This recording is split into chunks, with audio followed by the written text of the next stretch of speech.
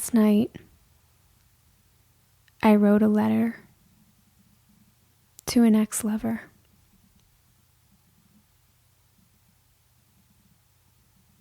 I'd had these thoughts swirling around in my head on the background of my thoughts all day long. When I went back to my room at the end of the night,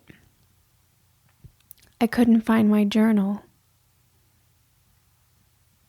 So I just got out a plain sheet of paper with the intention of jotting a few things down, hoping it would move some stagnant feelings within me. I didn't anticipate what happened next. I didn't anticipate the space that I would enter within myself.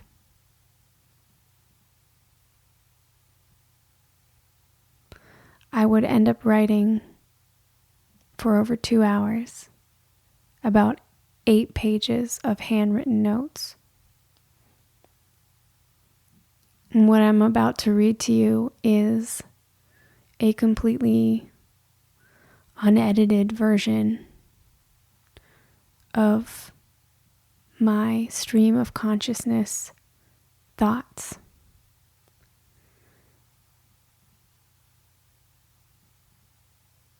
This is the letter.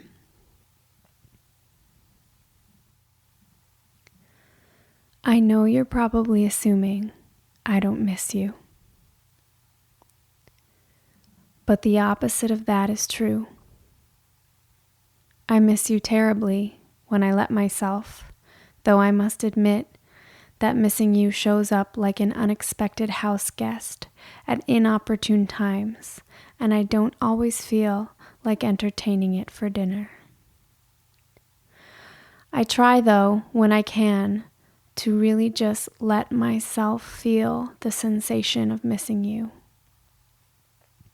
because it is a reminder of something more beautiful than I could have imagined.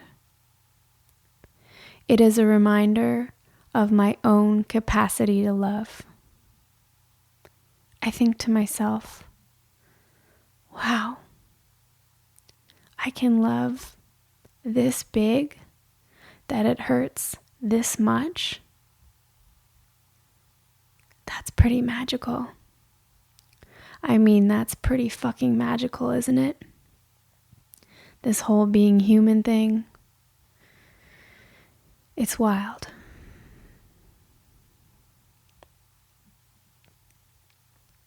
Ayahuasca showed me a lot of ways in which I was fucking up, playing small and holding back.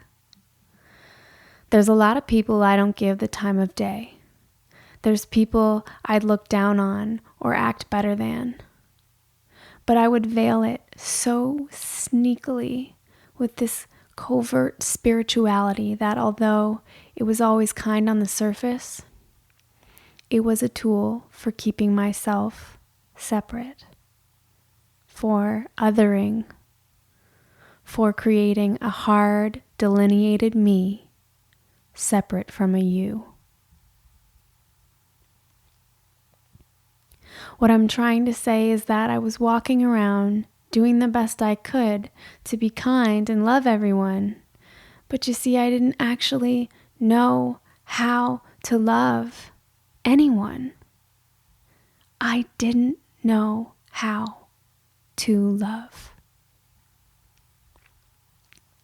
It's because I never really experienced unadulterated, unconditional, unfiltered love.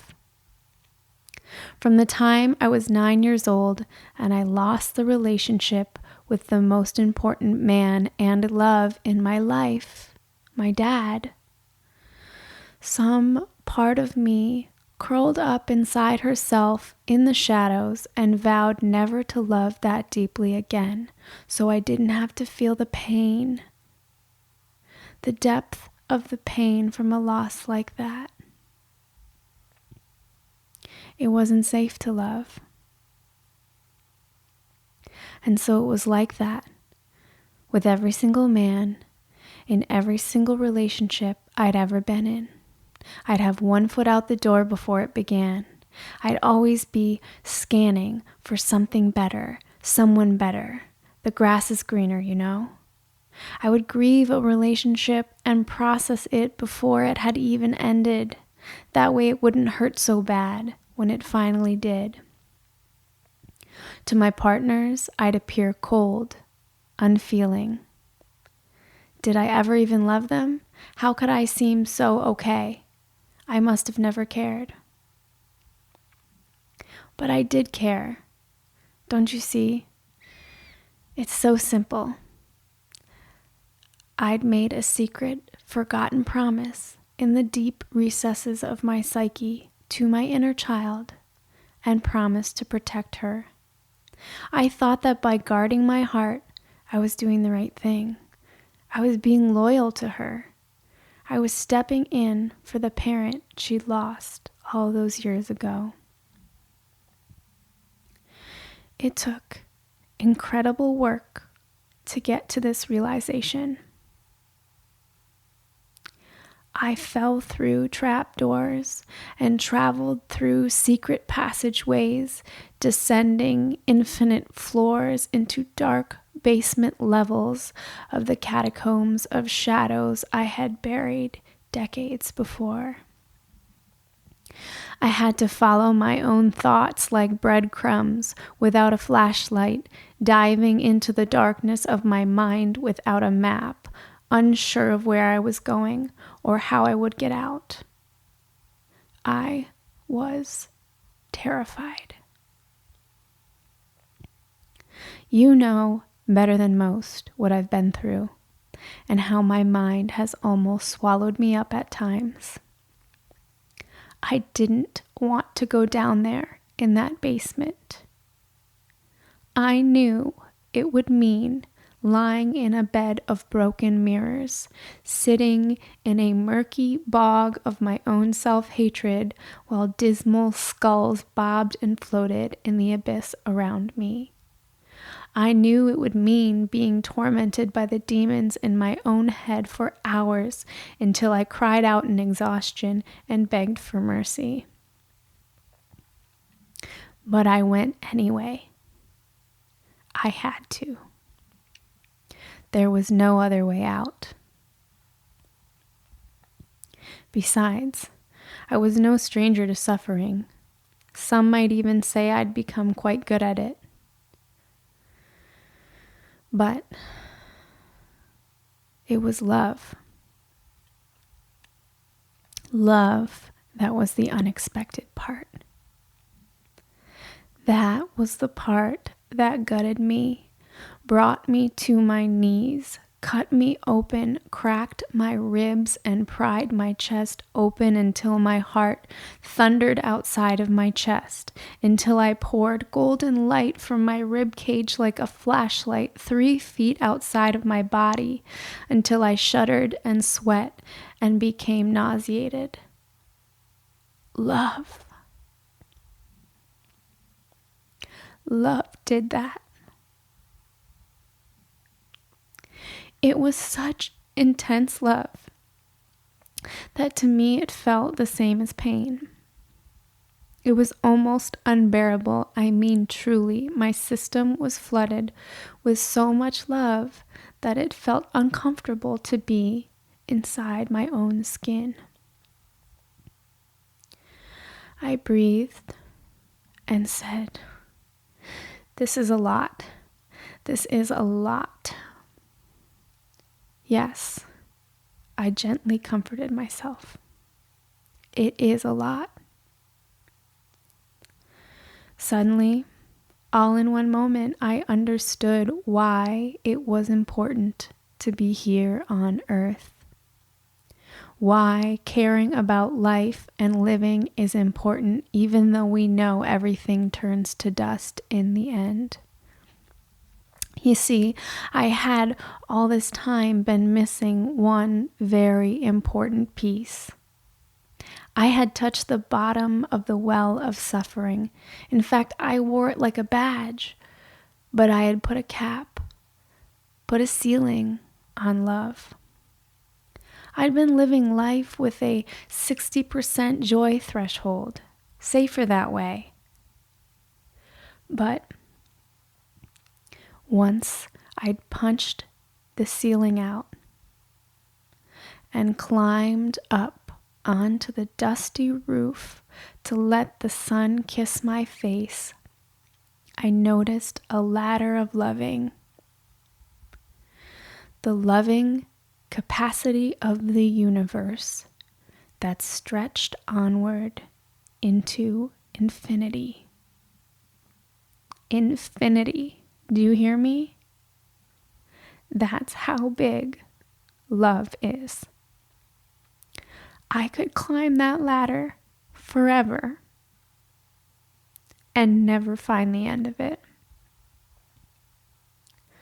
I am changed because of this. Don't you see? It's immense.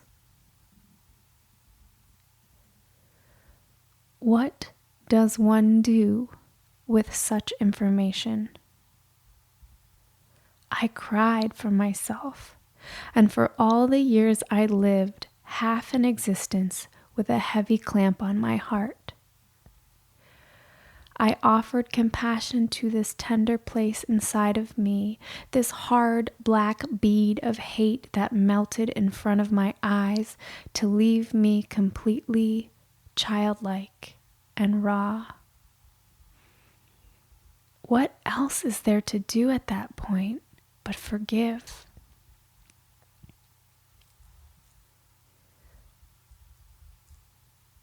The first person I fell back in love with was myself, and then the whole world. And I promised to be different. I didn't promise to be perfect, but I promised to pay attention and to care about caring. I didn't know what to say to you when I got back. How could I even begin to convey the immensity of this?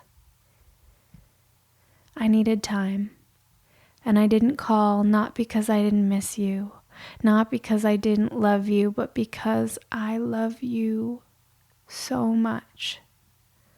I love you so much, and I'm still trying to figure out how to work this new heart of mine and this new set of rules I've been given for loving. My work is to practice loving and being loved unconditionally. The world needs this. I've seen it. It sounds trite, and I don't expect anyone to understand, but the vibration of unconditional love, even from one person, can affect millions. I'm not sure if there's any chance I can affect that level of change, but I know I'm going to try or die doing it. It's the only thing that makes any sense after what I've seen. I know I'm going to fuck up a lot. I was shown that too. But we'd all better get comfortable with that fact, as it is an important cornerstone of this entire experience. The only mistake we really make is in the resisting of the mistakes themselves. The learnings take much longer that way, but the funny thing is, even when we do resist and prolong the learning and prolong our own suffering, guess what?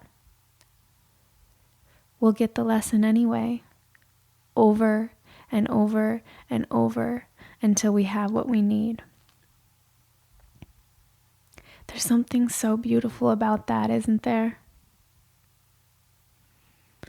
In truth, most of the time, we are not present enough to know what we need. The mind attempts to steer us and stabilize this human aircraft that is being pelleted by asteroids swirling around in the eternal abyss. To gain control, we need to let go. Let go. We need to let go into the scariest feelings. Lean into the sharp bits. Breathe into the intensity. Move toward the dragon and put our head in its mouth. It physically hurt me to experience love that deeply. I clasped my hand over my heart and audibly cried, "Ow, it hurts." And then I breathed into that too. I stayed with the fear. I stayed with the fear of doing it all wrong, of not knowing how. I was told there's no wrong way to love. I said, I'm afraid to love. Love is scary. Opening up is scary. I simply felt the fullness of this statement within my body. I relaxed into the pain and let myself be a container for the delicious and terrifying feelings of vulnerability to splash around inside me. I sobbed out loud, both angry, frustrated, and desperate. I don't know how to open up. I'm afraid. I was told, relax into love, time, and there's no wrong way to love. You may be wondering why I'm telling you all this, but I felt like I owed you an explanation of why I took the space and how my heart has changed. The truth is, I don't really know what the new way of loving looks like in practice in the world. And I'm quite certain I won't get it right all of the time. But I'm also sure I can't go back to the old way of loving and of loving you, even if I wanted to. I'm broken over that, but also free. I can breathe more deeply and take in more air than my lungs have ever held before. And this is not a metaphor. Physically, I am different. I am unlocked. I am new. Unconditional love extends beyond our physical bodies, beyond this plane, in an incomprehensible way that cannot be fully articulated. Have you ever felt this for someone? A love that at times doesn't even make sense. I imagine it is the kind of love that a parent feels when a wriggling ball of newborn life takes its first breath. Pure, unfiltered, unfathomable love. That's the kind of love I want in my life. That's what I'll continue to strive for. There were absolutely moments where my heart exploded with this type of love for you. And there were moments when we got very close to tapping through that ceiling I was talking about. I'm sorry my fear got in the way. I'm sorry my fear fed your fear, and that I didn't have the tools to be braver, whether that meant helping to uphold the boundaries where they needed to be from the beginning, or whether that meant being brave enough to own my fear and bust down the boundaries altogether to love you harder than you had ever been loved before. Still, I feel blessed every day for the experience of your love. Your love was medicine. In a very real way, even though I hid it the entire time and tried to be tough, I needed you, and you were there for me, and your love saved me Your love saved me the way that love has been saving men and women for thousands of years. Thank you. Thank you. I don't want to live in fear anymore. I don't want to love in fear anymore either. I don't want to love anyone, friends, family, you, strangers, in fear. That may seem like an impossible task, but that's not the point.